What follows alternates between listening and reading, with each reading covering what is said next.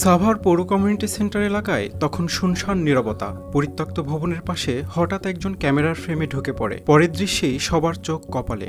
একজন মানুষ কাঁধে তুলে নিয়েছে আরেকজন মানুষের নিথর দেহ।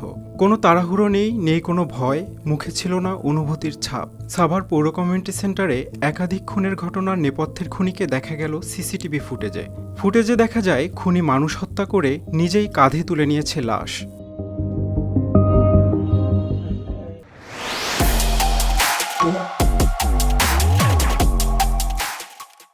সাভার পৌর কমিউনিটি সেন্টারের পরিত্যক্ত ভবনে বিভিন্ন সময়ে 6 খুনের নেপথ্যের খুনি এই ভবঘুরে। নাম মশিউর রহমান খান সম্রাট ওরফে সাইকো সম্রাট। রোববার সাভারের পরিত্যক্ত পৌর কমিউনিটি সেন্টার থেকে দুটি পোড়া মরদেহ উদ্ধার করার পর এলাকায় ব্যাপক চাঞ্চল্যের সৃষ্টি হয়।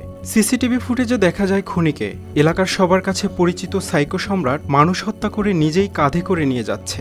ভবনের দ্বিতীয় তলায় টয়লেটে নিয়ে আগুন দিয়ে লাশ পুড়িয়ে দেওয়ার কথা সহ তিনি একাধিক খুনের সব স্বীকার করেছে পুলিশের কাছে।